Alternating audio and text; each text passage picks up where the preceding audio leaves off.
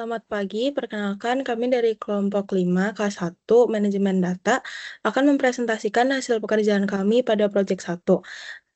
Di kelompok ini ada saya sendiri Wiga, lalu ada Satria, Kak Dias, Kak Aji, dan Kak Muklis. Next, berikut ini adalah overview konten yang akan dibahas pada presentasi kali ini. Next. Nah, yang pertama ini ada revisi dari IR diagram proyek 0.3 yang menjadi dasar dari proyek 1 kami. Next. Berdasarkan IRD tersebut, ada beberapa entitas yang kami buat. Yang pertama ada pengguna, lalu staff, lalu admin, next, dosen, mahasiswa, dan ini mahasiswa lagi dengan banyak atributnya, lalu fakultas, dan juga program studi, lalu kurikulum, semester, dan juga tagihan UKT, mata kuliah, nilai, kelas kuliah, FRS KFM, ruangan kelas, dan juga yudisium. Kemudian kita akan bahas tentang relational model ya dari IRD yang sebelumnya sudah dijelaskan dan data dictionary sebelumnya. Ya di sini dapat dilihat kami merubah IRD tersebut menjadi relational data model dapat seperti berikut. Tetap ada pengguna. Nah dari data pengguna ini yang seperti data masternya itu yang akan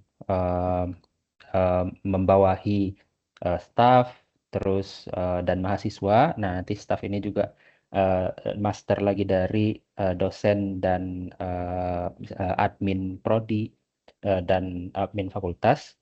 Nah, kemudian yang cukup menarik di sini adalah data yudisium. Nah, untuk data yudisium itu uh, ya di sini kami membuat tabel baru yaitu mengajukan walaupun mahasiswa dan yudisium ini adalah uh, one to many, yaitu satu yudisium akan memiliki banyak data mahasiswa. Nah, walaupun one to many, kami membuat tabel baru yaitu mengajukan karena uh, mahasiswa yang akan memiliki yudisium yang belum memiliki yudisium sekitar 4 tahun itu akan ya kurang baik sehingga kami memisahkannya menjadi mengajukan. Nah, kemudian sisanya ini kurang lebih sama seperti IRD yang telah dijelaskan sebelumnya. Oke, next.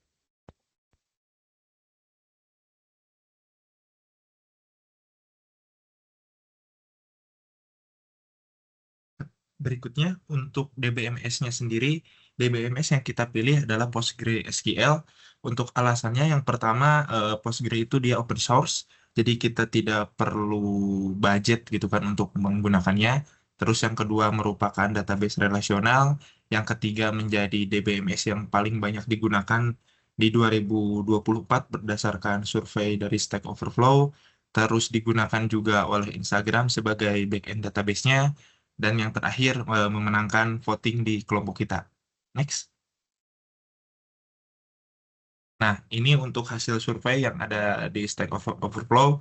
Jika ingin dilihat untuk hasilnya bisa dilihat di bagian bawah, saya sertakan juga sumbernya. Next. Nah, ini ada bahasan artikel di Medium yang dia itu bilang Postgre itu digunakan oleh Instagram sebagai backend database-nya. Next. Nah, ini hasil voting di kelompok kami. Next. Nah, ini untuk salah satu DDL-nya.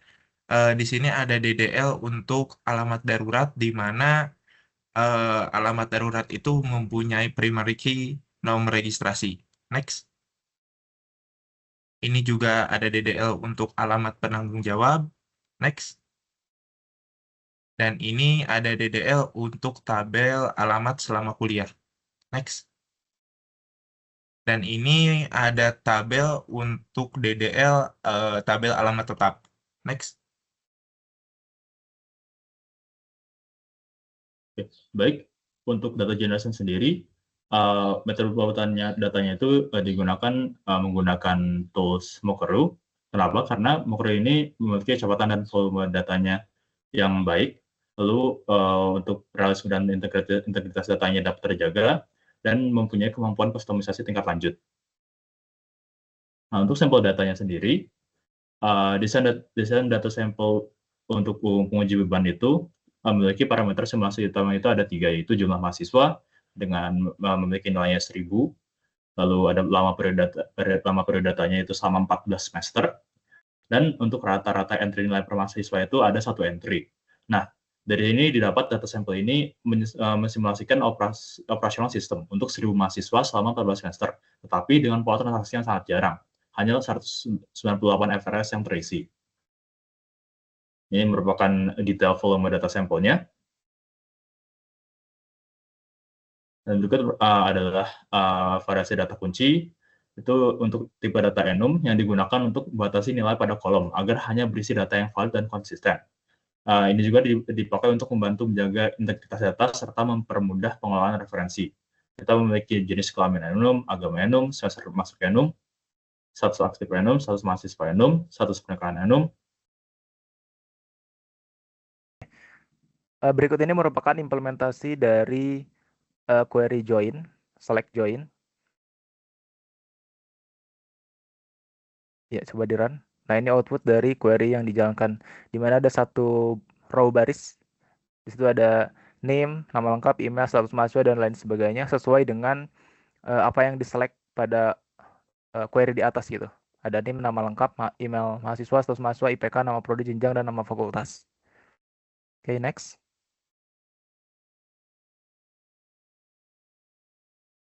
Selanjutnya ada query kompleks dengan subquery, di mana ada satu query tambahan di dalam query utama gitu. Itu ditunjukkan dengan adanya select di dalam select utama. Coba di run.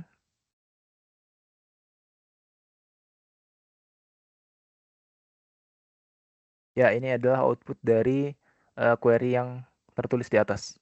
Ada 11 row, dan tujuan dari query tersebut adalah mengambil data name, nama lengkap, IPK, nama prodi, dan rata-rata IPK prodi.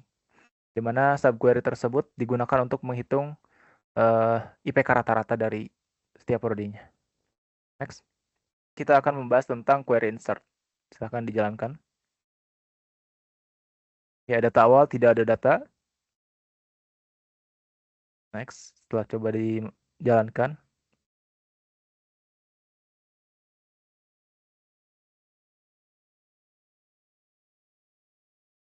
Oke, ini kita insert mahasiswa terlebih dahulu.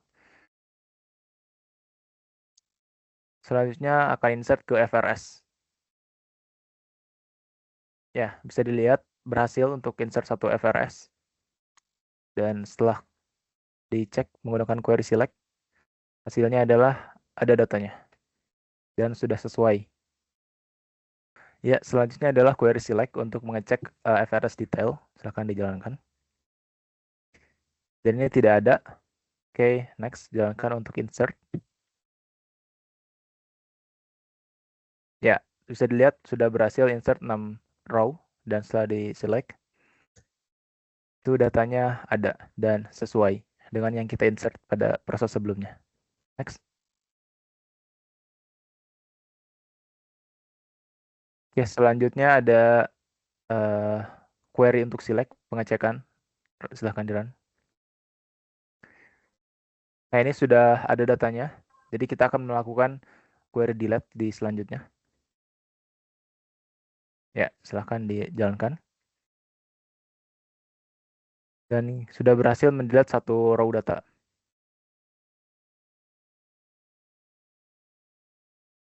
Kita next. Nah, ini sudah tidak ada karena berarti itu menunjukkan bahwa delete sudah berhasil.